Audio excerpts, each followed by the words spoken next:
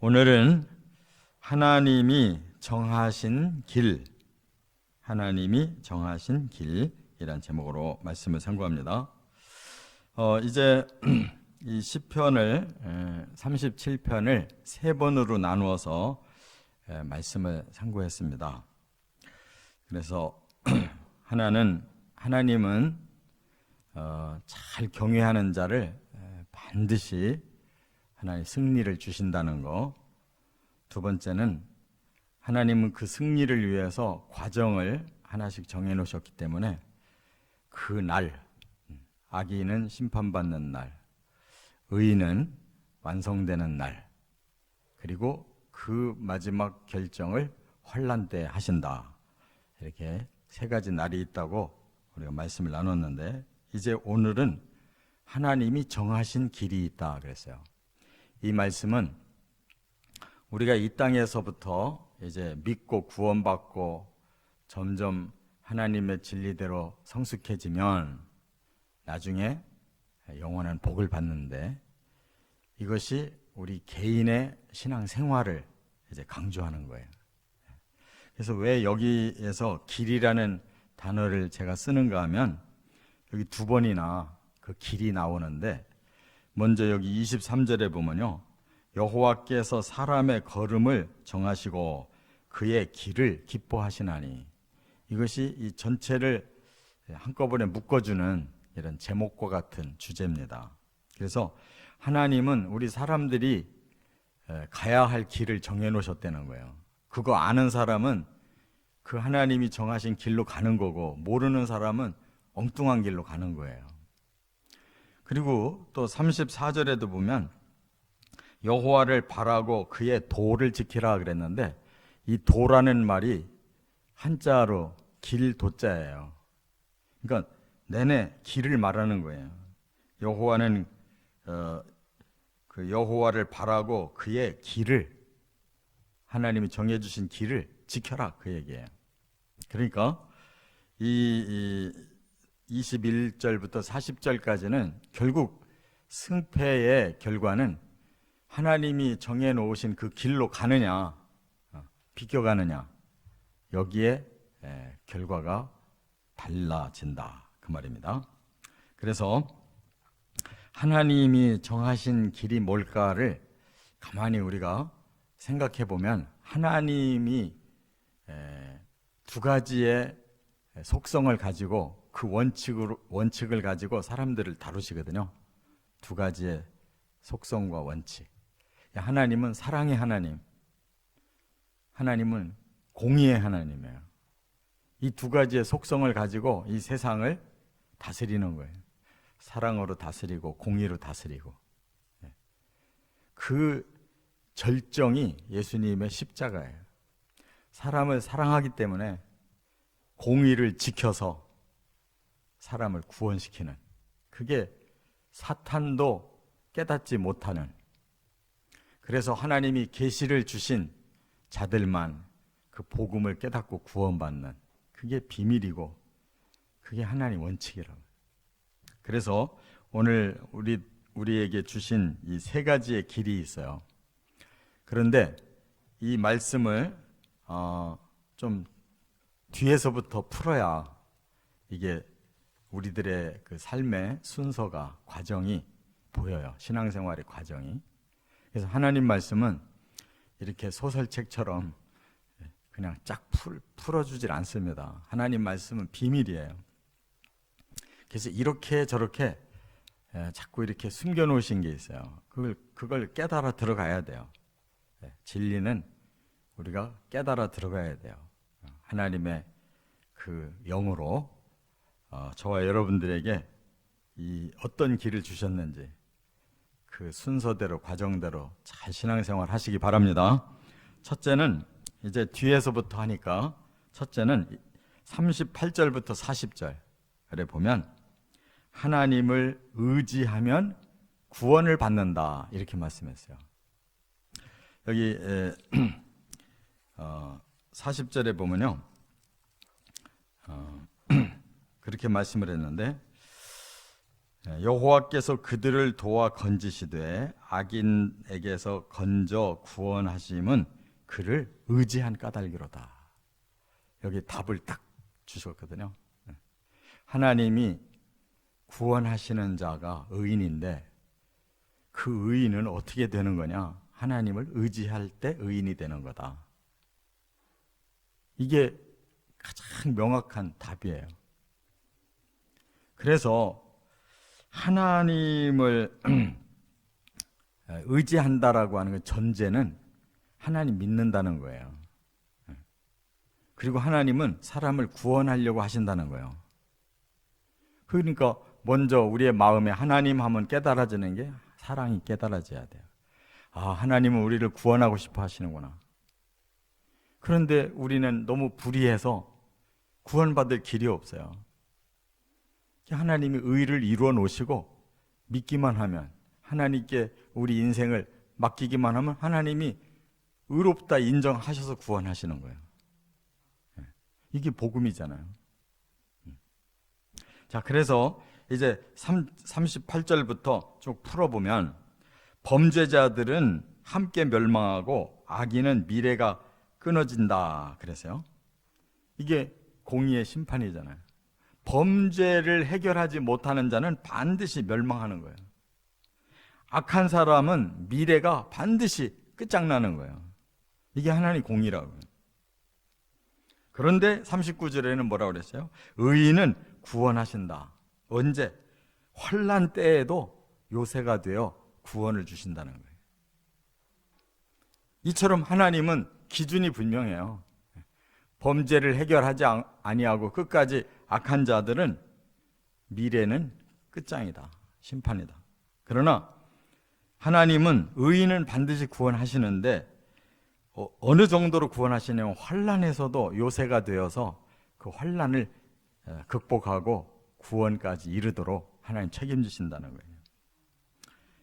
그리고 하나님이 그 구원의 과정을 40절에는 도우시고 건지시고 구원하신다 그랬어요. 그 과정이 하나님이 성도들을 의인으로 이제 인정을 하셨고 그들을 항상 이렇게 보고 계시다가 도와주시고 건져내시고 그리고 구원에 이르도록 이렇게 해놓으신다는 거예요. 우리가 구원받는 게 아니고 하나님이 구원시키는 거예요. 할렐루야. 그러면 이유가 뭐냐? 아까 말씀드렸잖아요. 하나님을 의지한 까닭이다. 하나님의 사랑을 믿고 하나님의 그 구원하시려고 하는 그 의도를 우리가 받아들여서 하나님께 그냥 우리 인생을 다 내어드리면 하나님이 끌고 가신다는 거예요. 다른 방법으로 구원이 없어요. 그래서 여기 의지라는 말이 이게 이제 가장 핵심적인 말이잖아요. 핫사라고 그러는데 이거는 믿음이 전제되고 그 다음에 믿기 때문에 하나님 안으로 들어가는 거고 그 다음에 하나님께 다 맡기는 거예요. 이게 의지한다는 뜻이에요. 믿기 때문에 하나님 안으로 들어가서 나 전체를 다 하나님께 맡기는 거. 이것이 복음 아니에요? 구약이나 신약이나 구원의 원리는 똑같습니다. 아브라함도 죄인이고 다윗도 죄인이지 그 사람들이 자기 의로 구원받은 게 아니잖아요. 그렇게 실수하고 죄 져도 하나님을 철석같이 믿으니까 그걸 의로 여기셨다 그랬어요. 자, 두 번째 원리는 이제 조금 앞으로 나가면 27절부터 37절까지는 하나님의 법을 지키면 보호를 받는다. 이제 구원받은 사람은 하나님 나라 가기까지 하나님께 보호를 받아야 돼요. 하나님이 악으로부터 보호를 해주시고 죄로부터 보호를 해주시고 이 땅의 환난으로부터 보호를 해주셔야 우리가 무사히 하나님 앞에 갈 수가 있는데 그 방법이 뭐냐면 하나님 법을 주셨다는 거예요. 자, 여기 31절에 보면요, 이렇게 말씀했어요. 31절. 그의 마음에는 하나님의 법이 있으니 그의 걸음은 실족함이 없으리로다. 하나님이 구원시킨 자들의 마음에 법을 주셨어요. 그 마음에. 그 법을 우리가 잘 지키면 실족하지 않는다. 하나님 지켜주신다는 거예요. 이것을 34절에 이렇게 다시 말했어요. 여호와를 바라고 그의 도를 지키라. 여호와를 바라보고 그분이 주신 도, 그게 아까 길도자라고 그랬잖아요. 바로 하나님의 진리가 길이에요. 예수님이 내가 곧 길이고 진리고 그랬잖아요. 이렇게 하나님은 우리에게 확실하게 예수님을 주셨고 진리를 주셨기 때문에 그대로만 가면 우리에게는 하나님의 보호가 보장된다, 그 말이에요. 그래서 이제 나머지 말씀을 조금 여기서 풀어보면 27절에 보니까 하나님의 법 중에 하나가 뭐냐? 선을 행하는 것이다. 선을 행하고 살으래요. 그러니까 우리 마음에 선과 악이 공존하잖아요. 악이 강해지면 그건 분명히 사탄이 틈탄 거예요. 그런데 그걸 극복하면서 선을 행하기 시작하면 하나님이 우리를 도와주시는 거예요. 그렇기 때문에 그 하나님의 법을 지키려고 하는 사람은 선이 강화되게 돼 있어요. 하나님이 그 선을 더 강렬하게 세워주셔요. 그런 사람이 영원히 산다 그랬어요. 그러니까 이 땅에서부터 하나님이 원하시는 법, 선의 법을 끝까지 가면 그 사람이 영생하는 거예요. 28절에는 하나님의 법을 뭘로 설명했냐면 정의라고 그랬어요. 정의. 그래서 하나님은 정의를 사랑하신다 그랬어요. 28절에 또 성도를 버리지 않는다 그러셨어요. 그러니까 하나님은 정의를 사랑하고 성도를 버리지 않는다는 말은 정의를 또한 사랑하는 성도는 버리지 않는다는 거예요. 우리도 정의를 사랑해야 돼요. 선을 행하고 의를 사랑하고 행해야 되고, 그렇죠? 이게 법이에요. 하나님의 말씀. 또 29절에는 뭐라고 말씀했냐면 의인이 땅을 차지하고 영원히 산다 그랬어요. 바로 정의가 우리의 마음에 행동되는 사람을 보고 의인이라고 그러는 거예요. 정의는 머리에만 있는 게 아닙니다. 나의 삶으로 실천돼야지. 완전한 정의는 행할 수 없지만 우리가 이렇게 선을 행하고 정의를 행하는 그런 사람을 하나님이 의인이라고 인정하시고 그에게는 영원한 땅을 주시는 거예요. 그 다음에 30절에는 그 의인은 지혜가 있다 그랬어요. 하나님의 법을 지키는 사람은 지혜가 생긴다는 거예요. 할렐루야. 이게 다 하나님의 법 안에서 나오는 거예요. 그 다음에 32절부터 여기 36절까지는 반대로 악인을 얘기하고 있어요. 악인을. 의인과 악인을 대비해서 보여주는 거예요. 악인은 어떻게 하냐? 의인을 엿보고 살해할 기회를 찾지만 실패할 거다. 또 33절에는 악인이 의인을 해치려 할지라도 재판석에서도 정죄받지 않게 하나님 도와주신다. 또 34절에는 바로 악인이 끊어지고 35절에는 그 악인의 세력이 크고 나뭇잎이 부성한 것 같아도 36절에 보니까 결국 악인은 없어져서 찾으려고 해도 발견이 안 된다 그랬어요. 그러니까 하나님을 경외하는 하나님의 법, 이걸 보고 본문에 토라라고 그랬거든요. 토라. 이 토라가 율법을 말하는 거예요. 하나님의 법을 말하는 거예요. 그것이 이제 함축되면은 계명이라고 그래요. 바로 우리는 이 성경 전체가 하나님의 토라예요. 법이에요. 구약의 율법도 신약의 복음도 다 법이에요. 이대로만 살면 하나님의 악인은 끊고 의인은 보호하시고 그렇게 말씀했다 그 말이에요.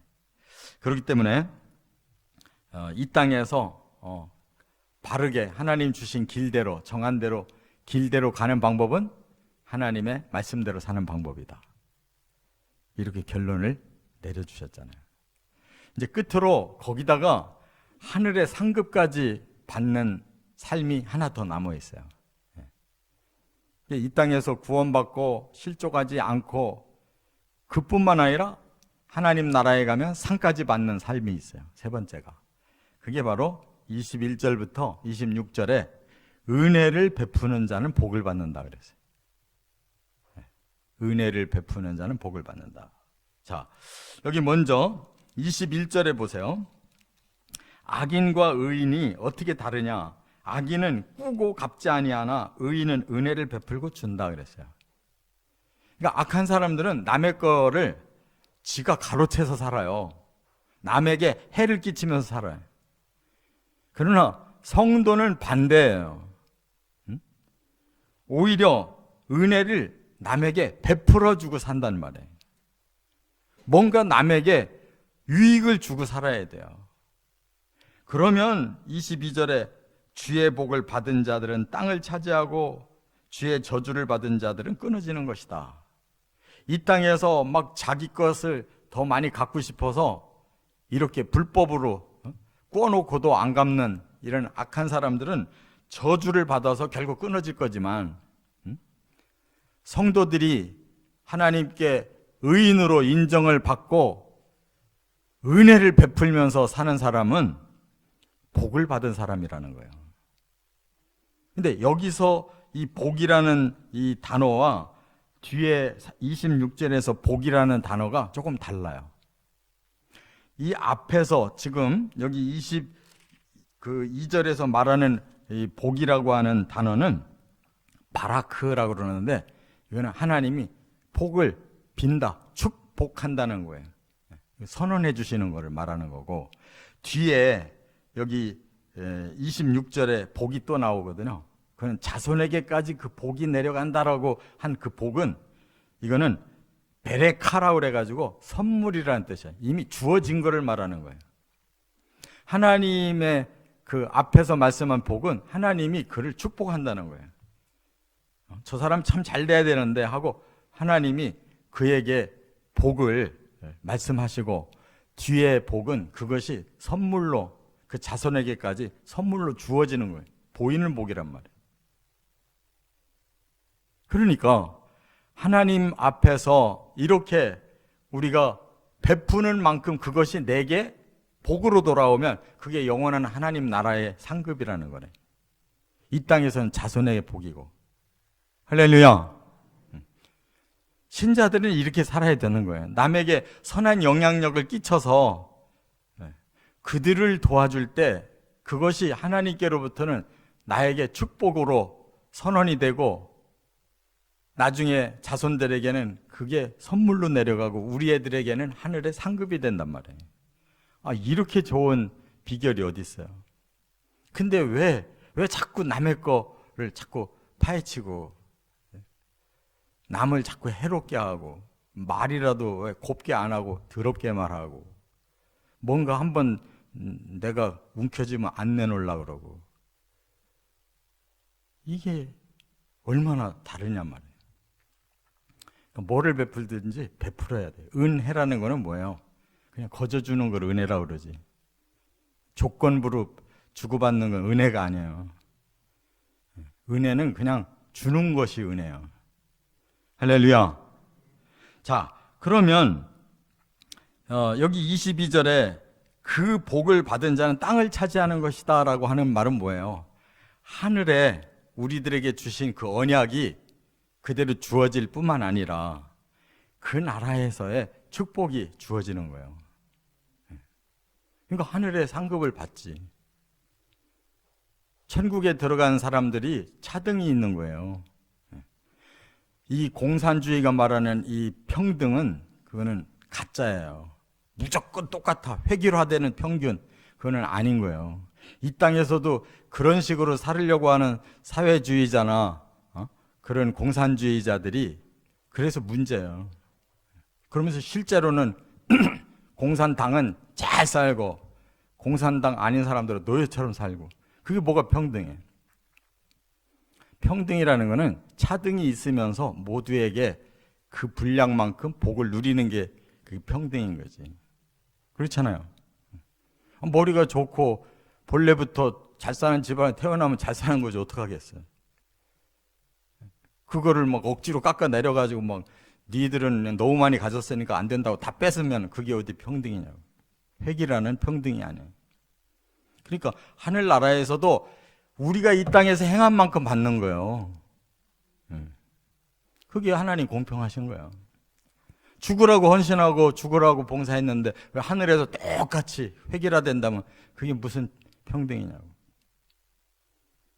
헌신한 만큼 받는 거고 베푼 만큼 받는 게 당연한 거예요. 자, 23절에 바로 하나님이 기뻐하시는 길이, 그것이 이렇게 베풀면서 사는 길이에요. 하나님이 기뻐하신다.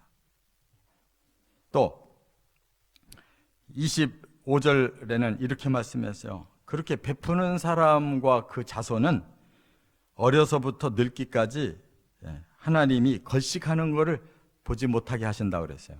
그 말은 하나님도 너무 기뻐서 그런 사람들, 베푼 사람들 망하지 않도록 하나님이 보호하신다는 거예요. 그러니까 베푼 자손들, 베푼 집의 자손들도 같이 복받는 거예요. 여기 26절에 종일토록 은혜를 베풀고 꾸어주니 그의 자손이 복을 받는도다. 그러니까 이 땅에서도 베푸는 사람의 자식까지 복을 받는데 베푸는 사람이 천국 가면 얼마나 하나님께 복을 받겠냐고. 그러니까 우리 그리스도인들은 계속 베푸는 삶을 살아야 돼요. 자꾸 베푼다 그러면 돈만 베푸는 걸 얘기하는데 돈은 하등에 하등. 뭘 베풀어야 돼요? 하나님 복음도 나눠주고 구원을 베풀어줘야지. 예? 돈만 베풀어주고 구원은 안 주면 망하게 하는 거잖아요. 진짜 뭐를 베푸는 게 그게 진짜 베품이냐고. 저와 여러분의 입에서 뭐가 나가야 사람들에게 제일 유익하냐고. 깨달으시 바랍니다. 차원 높은 걸 자꾸 베풀어야 돼요. 몇 푼 쥐어주는 게 그게 베푸는 게 아니에요. 진짜 다른 사람에게 가장 필요하고 유익한 걸 나눠주는 사람이 베푸는 사람이에요. 그 사람이 하늘나라의 상이 큰 거예요. 바로 이 땅에서부터 영원까지 베풀며 사는 자가 가장 복된 사람이에요. 이렇게 승리하시기를 주의 이름으로 축원합니다.